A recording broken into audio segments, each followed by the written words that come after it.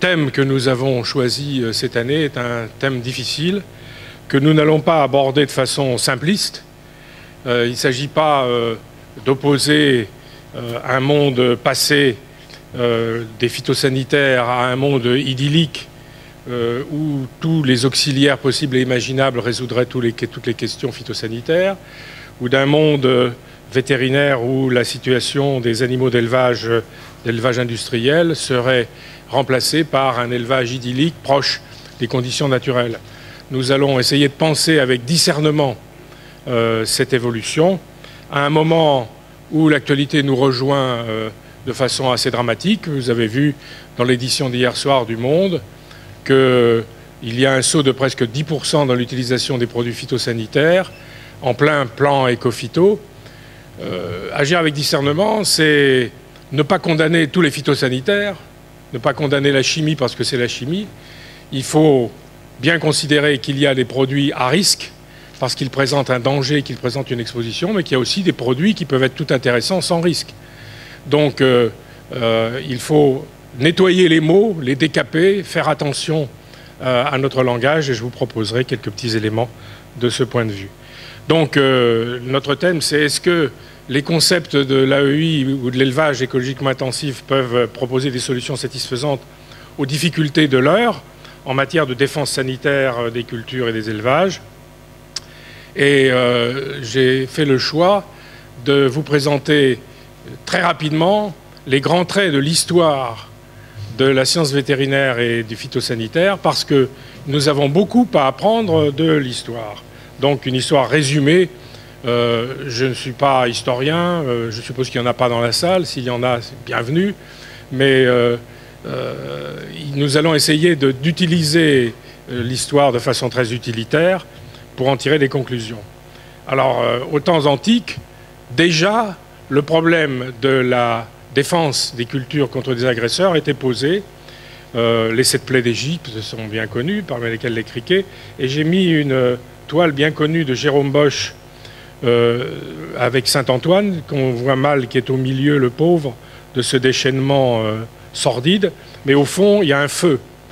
C'est le feu des ardents. C'est l'ergot de seigle et l'ergot des céréales, déjà présent aux temps antiques.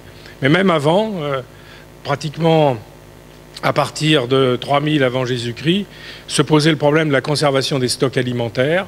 On en a des preuves. Et en Chine, il y a tout un courant de pensée à partir de l'utilisation des agrumes, ce qui est tout à fait intéressant, parce que dans la peau des agrumes, il y a des terpènes, il y a un certain nombre de substances qui peuvent être des bases de la défense des végétaux. Donc c'est une affaire très ancienne.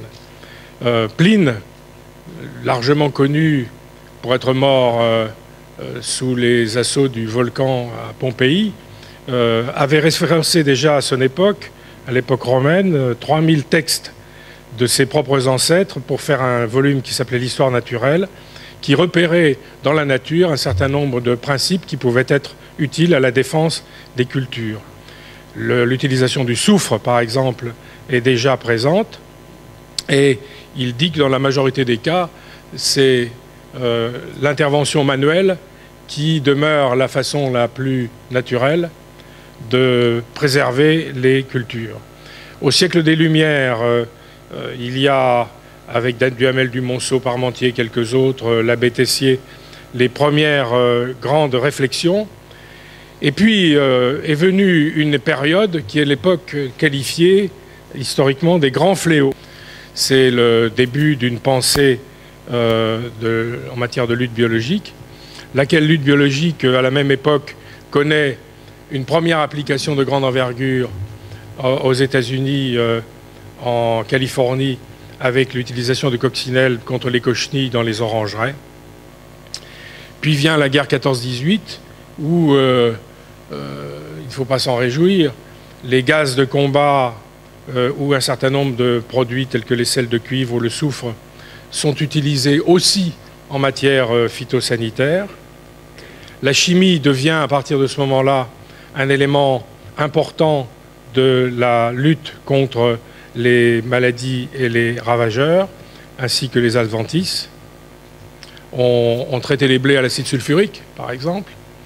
Les premières revues, comme la revue La Nature, ont commencé à travailler sur des synthèses sur les méthodes phytosanitaires, mais les récoltes manuelles, par exemple les doryphores dans les jardins ou même dans les cultures industrielles, étaient traitées à la main. Certains d'entre vous ont peut-être fait dans leur enfance la récolte des doryphores. Tout cela a commencé à faire réfléchir sur la notion d'envahisseur biologique. Le premier grand envahisseur biologique n'a pas grand-chose à voir avec notre problème, mais c'est les cactus en Australie. Mais il y a eu des centaines d'envahisseurs biologiques depuis. Entre la fin du XIXe siècle et la fin de la Deuxième Guerre mondiale, la réflexion sur la chimie n'a fait que s'amplifier. Ici, cette photo prise à Saint-Gentat montre l'utilisation d'arséniate sur les arbres fruitiers, avec déjà quelques débuts de protection avec des combinaisons pour ceux qui y traitaient. Puis la protection végétaux est née officiellement dans les années 40, avec des produits comme le lindane. Je vais un peu vite, mais les diapositives vous seront disponibles. La grande innovation a été le DDT, à partir de la Deuxième Guerre mondiale. On a constaté très vite la présence de molécules de DDT dans la physiologie d'un certain nombre d'animaux, par exemple les lapins, avec du sang ayant des caractéristiques toxiques. Donc on a commencé à se rendre compte qu'il y avait des dangers. En même temps, après la guerre, apparaissent les premières résistances à des pesticides. 14 espèces concernées dès 1948. On nomme en 1956, donc on se rapproche des temps présents, la première commission des essais biologiques. Et puis, la première réponse forte de la société, de la part d'intellectuels, Silent Spring, de Rachel Carson aux États-Unis, avec ce livre, Printemps silencieux, suivi rapidement par un livre de Jean Dorst, Avant que nature meure, pointe les effets négatifs de l'utilisation d'un certain nombre de produits phytosanitaires. La chimie continue pourtant, le thiamédazole, ce qu'on appelle le labour chimique. Et en 1969, c'est une liste de 224 espèces d'arthropodes qui apparaissent comme résistantes aux pesticides. Donc ce n'est pas nouveau. J'ai mis ça pour nous rappeler que dans la société, il y a des mouvements profonds. En 1964, Jean Ferrat chante dans la montagne le respect de la nature et condamne les sociétés qui sont fondées sur la chimie, et apparaît l'idée d'une société sans produits chimiques et avec la lutte biologique et la lutte intégrée comme alternative, et la dénonciation de la toxicité chronique des doses mises en œuvre. Donc nous entrons dans une période de course aux armements avec des vagues successives, les organochlorés, les organophosphorés, les pyrétrénoïdes qui existent encore, et aujourd'hui les néonicotinoïdes qui sont aussi dans les questions d'actualité, et puis les solutions biologiques qui sont en montée. C'est une course aux armements parce qu'il y a des résistances chez pratiquement tous ceux qui sont les envahisseurs, qu'il s'agisse de plantes, d'adventices ou d'arthropodes ou autres. Puis depuis 1970, apparition des plantes génétiquement modifiées avec le rôle du Bacillus thuringiensis. En 2010, 120 millions d'hectares en plantes génétiquement modifiées. Il n'y a pas simplement les cotons, les maïs, BT, il y a aussi les plantes comme le soja résistantes au glyphosate, ce qui, dans les deux cas, sont la très grande majorité des PGM. Quelles leçons peut-on tirer très rapidement de l'histoire des phytosanitaires? Eh bien, les familles de solutions aux problèmes rencontrés sont très anciennes, paradoxalement. La lutte chimique a été fortement privilégiée.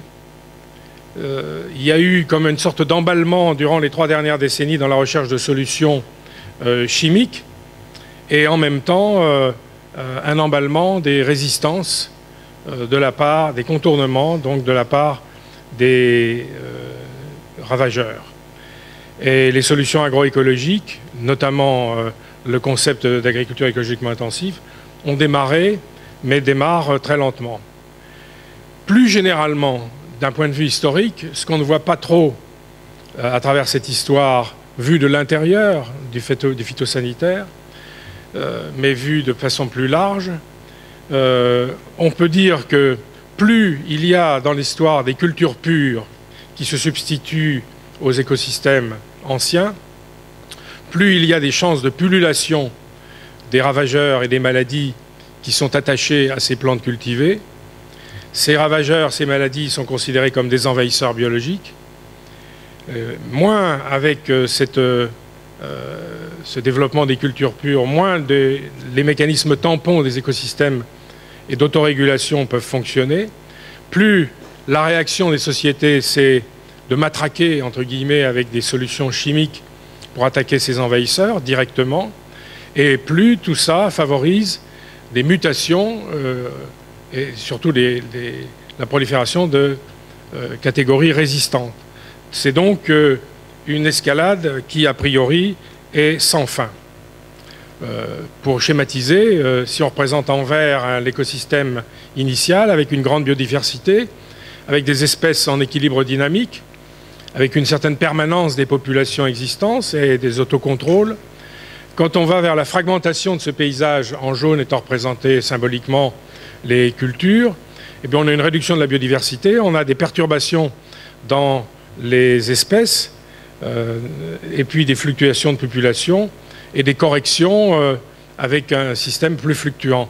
Et puis quand on a des écosystèmes qui sont devenus des agroécosystèmes où il ne reste plus que symboliquement quelques bosquets ou des réserves, la biodiversité est très réduite, on est dans un déséquilibre permanent, une présence permanente d'envahisseurs et une réaction historique qui était défendre coûte que coûte les cultures en attaquant ces envahisseurs biologiques.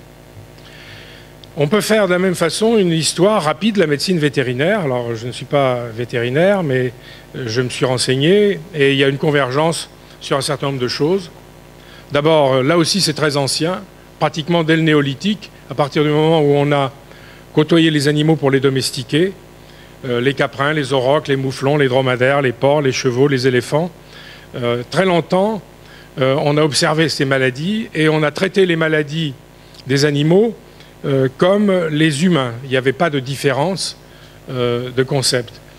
Et tout ça est resté très longtemps dans deux immenses pays, la Chine et l'Inde, où les animaux ont été traités avec la médecine humaine, par exemple en Inde, avec la médecine ayurvédique, en donnant des stimulants aux animaux, des élixirs, des aphrodisiaques, des principes d'hygiène, et en Chine, de l'acupuncture, les opérations de la cataracte, le pou chinois, etc.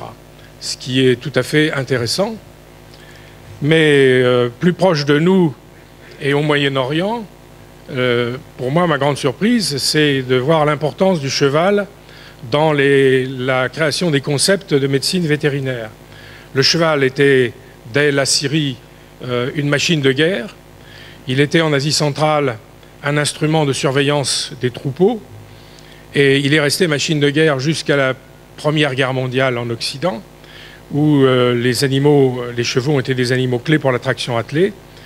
Les chevaux ont occupé pour leur alimentation énergétique jusqu'à 1/3 des assolements de l'époque, parce qu'il fallait fournir en avoine, en énergie, ce qui fait que la médecine vétérinaire s'est intéressée bien évidemment à cet animal par lequel passait l'essentiel de l'énergie solaire transformée en biomasse, transformée en énergie de transport et de travail du sol.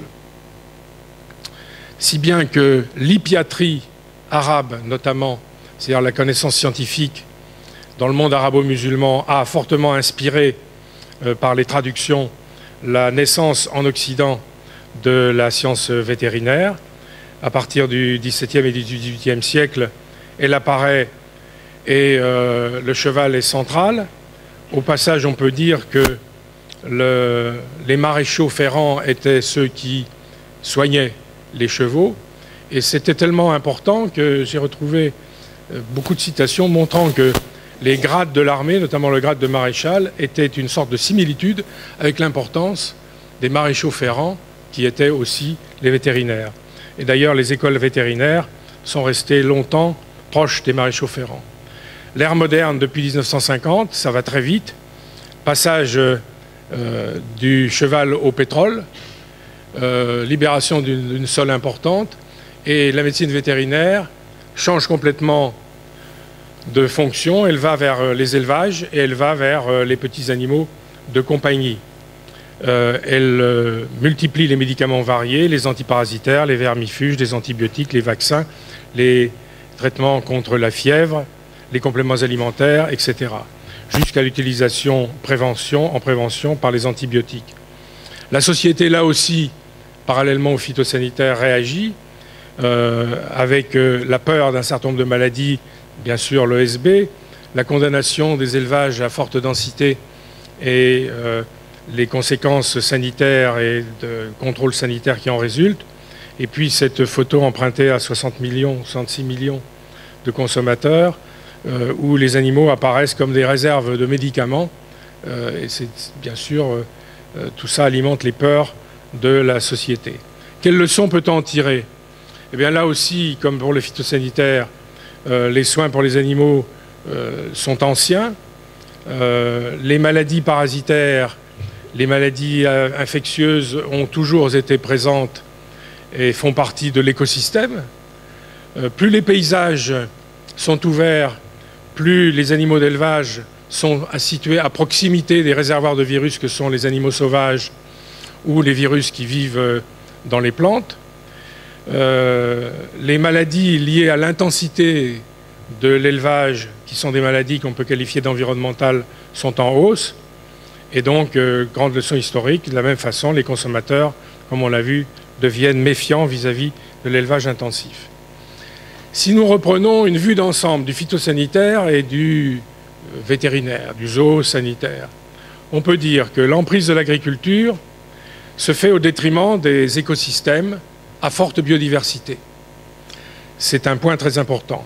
La fragmentation de ces écosystèmes et la généralisation par ailleurs des mouvements, des produits, des objets dans la société avec la mondialisation de l'économie, notamment des produits agricoles et alimentaires sur le marché international, tout ça entraîne une généralisation des envahissements biologiques, des épidémies et leur caractère de propagation, de développement accéléré.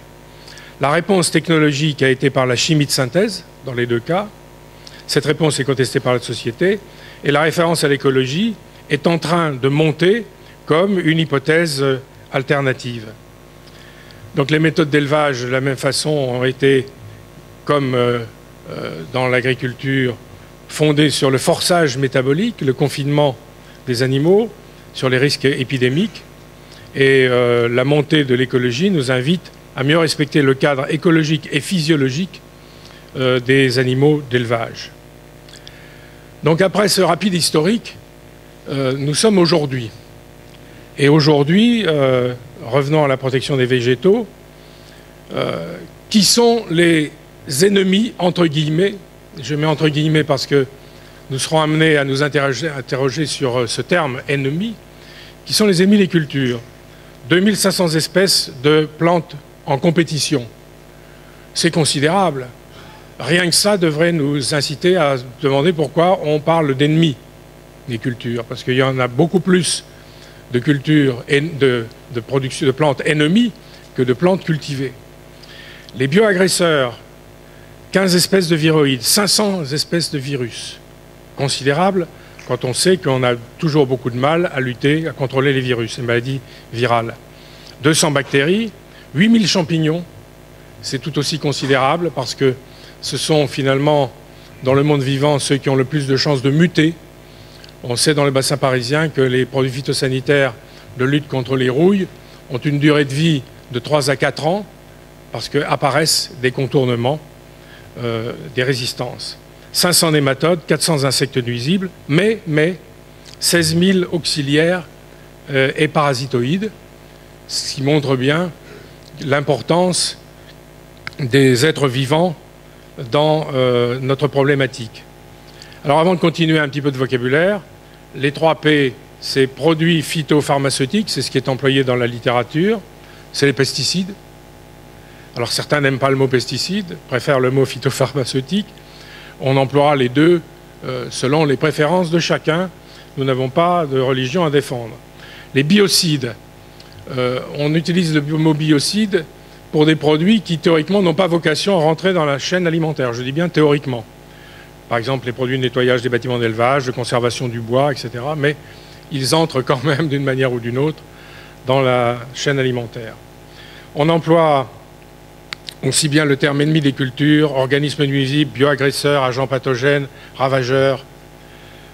Le mot adventice a été introduit par les botanistes. À l'origine, il était réservé aux introductions de plantes dans des écosystèmes cultivés. C'est maintenant admis que ce sont les plantes que l'on qualifiait autrefois, je dis autrefois parce qu'il faut en finir avec ce concept de mauvaises herbes. Et puis il y a bien sûr les termes de prédateurs parasitoïdes qui sont empruntés à l'écologie. Les produits phytopharmaceutiques contiennent 2 catégories de contenus, les substances actives et les formulants. Les substances actives sont connues. Les formulants servent au support physique aux substances actives, tout en renforçant quelquefois leur action. Les médicaments des plantes sont commercialisés sous différentes formulations, très variées, les émulsions, les poudres, les suspensions, les microgranulés, les aérosols, les liquides, les gels de contact. Ce n'est pas anodin de prononcer tous ces mots parce qu'il y a des interrogations sur la taille des poudres, notamment sur le fait que les poudres peuvent pénétrer directement dans les alvéoles des poumons et provoquer des maladies auxquelles on ne s'attendait pas. C'est une préoccupation qui vient de naître il y a quelques jours, il y a quelques semaines, et il y en aura bien d'autres vraisemblablement. Les techniques sont nombreuses, les techniques d'aujourd'hui. Il y a d'une part les techniques qui sont liées à l'espèce que l'on veut protéger, l'espèce végétale. Il y a ensuite les techniques qui sont relatives à l'agronomie au sens large, c'est-à-dire aux itinéraires techniques.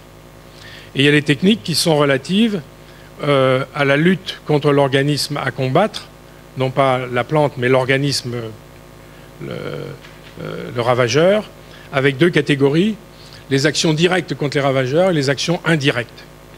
C'est une classification qu'on retrouve beaucoup dans la littérature. Et puis, Jean-Louis Bernard, qui sera avec nous demain, à moins qu'il soit déjà ici peut-être, je ne sais pas, propose 8 domaines scientifiques de notre problématique. D'abord, la connaissance des bioagresseurs, je passe vite, la physiologie végétale, les fonctionnalités entre les différentes espèces, je passe très vite, la chimie de synthèse, la météo, les effets sur les plantes et sur les ravageurs, et le contrôle des micro-écosystèmes, le machinisme qui joue encore, dans certains cas, un rôle physique important sur le contrôle des maladies ravageurs, et puis des choses comme les phéromones sexuels, les mâles stériles, et enfin la manipulation du génome sur lequel nous reparlerons en fin de réunion.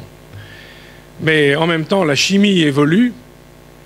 C'est une chose que l'on ne sait pas beaucoup. D'abord, c'est un chiffre d'affaires tout à fait considérable. Le cahier des charges de la chimie de l'avenir, tel qu'on le voit, c'est produire des substances non nocives pour le consommateur, non nocives pour l'environnement, non nocives pour les agriculteurs, on pourrait dire non nocives aussi pour les riverains, fiables avec un mode d'emploi aisé et sans danger, avec des faibles doses par hectare, ciblant l'organisme à combattre, chose dont on va discuter, ne favorisant pas les résistances et avec un prix acceptable. La chimie évolue par ailleurs dans ses méthodes.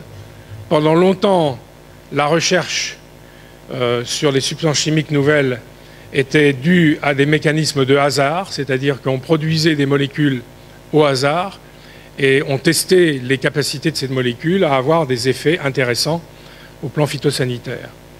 On a testé comme ça des centaines de milliers de molécules, avec une de temps en temps qui avait des caractéristiques intéressantes par rapport à des milliers de tentatives.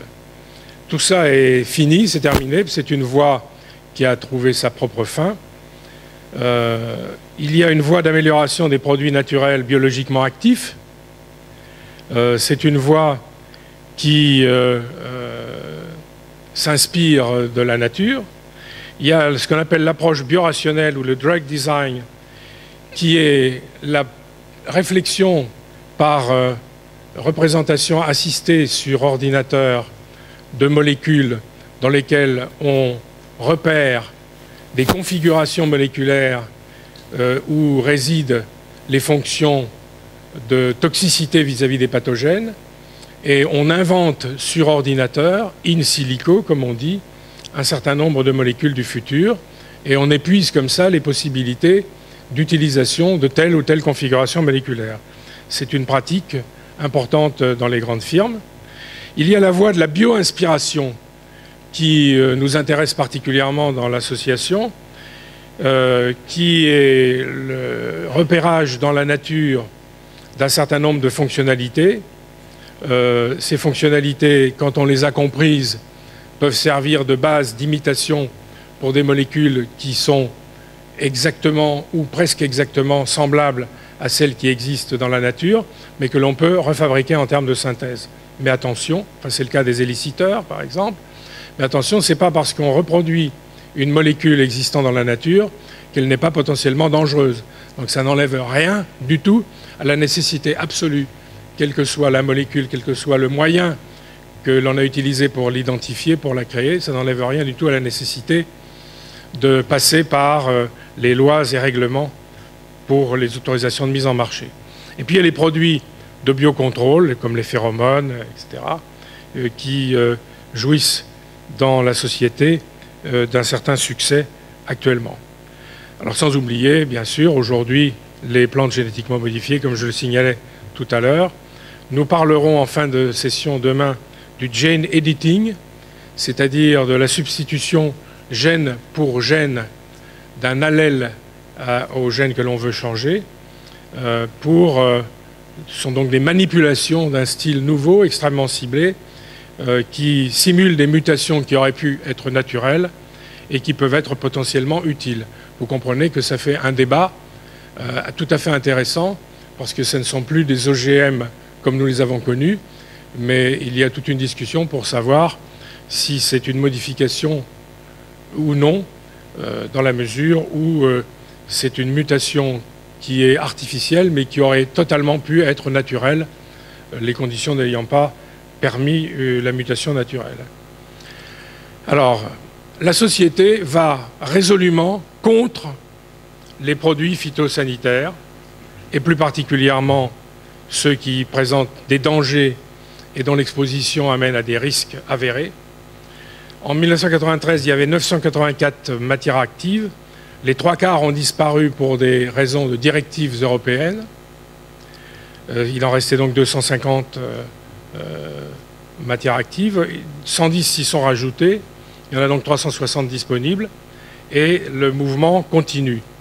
Il y a des risques humains, des risques alimentaires, mais on n'a pas réussi à démontrer qu'il y ait, malgré la présence de produits phytosanitaires en trace dans l'alimentation, que aux doses auxquelles sont soumis les consommateurs, il y ait un danger de risque alimentaire. Donc il faut bien lire chacun des mots, ce qui n'empêche pas l'existence de fortes suspicions quant aux effets dus aux expositions réelles. Donc c'est, vous le voyez, un débat sur les normes. Les agriculteurs sont ceux qui sont le plus exposés aux risques phytosanitaires, avec principalement le risque Parkinson. Et puis on oublie souvent les riverains, sauf qu'un certain nombre de documentaires récents télévisuels ont montré dans les régions bordelaises les risques pour les écoles maternelles lorsqu'il y a proximité de traitements phytosanitaires sur les vignes. Alors, les alternatives aujourd'hui et pour demain se développent. Alternatives aux herbicides, les rotations, les successions culturales, le labour écologique, Yvan Gautrono nous le présentera tout à l'heure, la surveillance et la notion de précision, certaines formes de semi-direct, des nouvelles molécules. Il y a un certain nombre d'alternatives qui apparaissent. Dans les fongicides, c'est plus délicat. Il y a la surveillance avec la précision, les successions diversifiées pour éviter les contaminations d'une année à l'autre, les successions culturales donc. Je passe rapidement. Les insecticides, il y a toute une gamme qui est en train de se déployer. L'utilisation de prédateurs, de parasitoïdes, donc d'auxiliaires. Par exemple, les oiseaux avec des nichoirs dans les vergers. La création de zones attractives des envahisseurs, qui sont des zones où on peut les massacrer plus facilement, les fameuses killing zones, les substances naturelles répulsives, les molécules bioinspirées, etc. Et en matière vétérinaire, aujourd'hui, eh bien, il y a toujours toute une gamme de maladies. J'en ai recensé celles que l'on retrouve avec le plus de fréquence dans la littérature. Je passe parce que ça ne nous apprend rien. Les techniques actuelles ont un sens qui est celui de la protection préventive obligatoire par vaccination. Le sens aussi d'une protection préventive par des apports médicamenteux, c'est le cas principalement des antibiotiques. Le sens d'une présence vétérinaire tout à fait importante comme une composante naturelle de l'élevage moderne. Et puis le renforcement de l'hygiène, c'est ce que j'ai trouvé dans la littérature.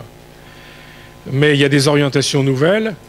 En épidémiologie, le développement de capteurs qui permettent de mieux comprendre, de cartographier, par exemple, les maladies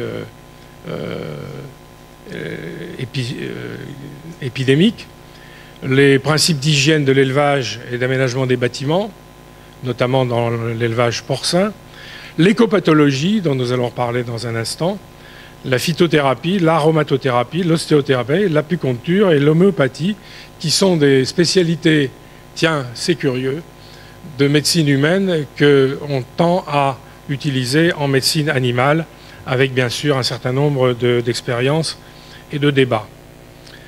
Nous avons un certain nombre d'ateliers pour débattre de toutes ces questions, aussi bien sur le phytosanitaire que sur le vétérinaire. Il y a un premier atelier avec Étienne Benoît, arboriculteur dans la Meuse, qui va nous parler de la protection intégrée. C'est un atelier partagé avec Yvan Gautronot, qui malheureusement ne peut pas faire le deuxième atelier comme nous avons l'habitude de le faire, et donc qui sera, si vous voulez l'écouter, sur le labour écologique, qui sera en partage avec la protection intégrée, donc tout à l'heure. Thibaut Maloza, désolé, j'ai fait une erreur. Alors, je ne le connais pas, j'espère qu'il est arrivé. Bonjour, merci d'être là. J'espère que c'est bien votre photo. Bon, très bien. J'ai voulu vous honorer en mettant votre photo, mais j'avais un léger doute. Et nous allons le retrouver tout à l'heure dans votre présentation. Les outils de pilotage et les arbres de décision, c'est quelque chose de tout à fait intéressant, puisqu'il s'agit de passer, vous savez, des normes qui se trouvent, qui définissent les modes d'utilisation, on dit les mesures de gestion des produits phytosanitaires, les remplacer par des arbres de décision qui sont des réflexions du genre si, alors, si je me trouve dans telle situation, alors voilà ce qu'il est préférable de faire, ce qui est un moyen de déporter vers la responsabilité vers le producteur et vers sa responsabilité, plutôt que d'édicter des normes qui s'ajoutent aux normes et qui s'ajoutent aux normes, et qu'il est de plus en plus difficile d'exécuter à l'échelle du terrain. Donc tout cela, avec les outils de pilotage, sera le thème d'un des ateliers. Le rôle des auxiliaires avec Jean-Pierre Sartou, je ne l'ai pas vu, j'espère qu'il est arrivé, qui est à la fois ENSAT, Toulouse, INRA, agriculteur, et qui est un des grands spécialistes des auxiliaires, qui nous dressera un peu une prospective. Julien Prat, Olivier Corr sur le biocontrôle. Bernard Faye, que je veux remercier particulièrement parce qu'il a fait 800 km en voiture depuis Montpellier parce qu'il a craint de ne pouvoir arriver avec la grève des trains. Bernard Faye, que je veux présenter comme le leader mondial de la connaissance des chameaux. Alors vous me direz, qu'est-ce que le spécialiste mondial des chameaux vient faire parmi nous? Alors ce n'est pas parce que nous anticipons sur le changement climatique et que les élevages laitiers seraient des élevages de chamelles, quoique peut-être que c'est après tout ce que tu souhaiterais, mais il est aussi un des grands leaders de la pensée écopathologique, qui est une science absolument fascinante, et je vous engage à venir l'écouter. Ensuite, Emmanuel Beneteau et Sylvie Chouet, Terrena et la coopérative de la Mayenne sur la prévention vétérinaire alternative. Vivien Grandin, je ne l'ai pas vu, j'espère qu'il a pu arriver des Deux-Sèvres. Il ne se manifeste pas, j'ai quelque inquiétude, qui a une ferme de polyculture élevage défi et qui nous montre au quotidien comment il intègre cette pensée nouvelle sur le contrôle des maladies et ravageurs. Et puis, nous avons un représentant de la firme Bonduel, que je n'ai pas vu encore, qui sera là demain, et qui montrera comment les contrats entre un industriel très soucieux d'offrir aux consommateurs des produits sains, comment ces contrats quelle est l'expérience de ces contrats avec les producteurs. Je veux terminer avec le fait que ce soir, nous avons une conférence de Bernard Chevassus au Louis, qui est ici, qui est arrivé. Je voudrais dire que cette conférence est pour nous un élément clé, pour une raison que je juge personnellement comme très importante. C'est que, on l'a dit tout à l'heure, il y a toute une politique publique relativement puissante pour réduire l'utilisation des produits phytosanitaires et produits vétérinaires qui présentent des dangers. Mais en même temps, les agriculteurs et les éleveurs, surtout les agriculteurs, semblent utiliser plus de produits phytosanitaires. C'est donc une situation qui est un énorme problème qui est devant nous et qu'il faut traiter avec discernement. Et si le problème était au fond un problème non pas de volonté, mais de difficulté, de raisonnement presque philosophique entre le passage d'une conception héritée du passé lointain qui est, en simplifiant, il y a un ravageur, une maladie, je lutte contre cet ennemi, et une conception qui fait appel à l'écologie scientifique, qui est il y a une maladie, un ravageur, il y en a d'autres, il y en a plein d'autres. Je pense à mon écosystème pour que son autorégulation soit la plus efficace possible et que ma gestion de cet écosystème soit la plus efficace possible.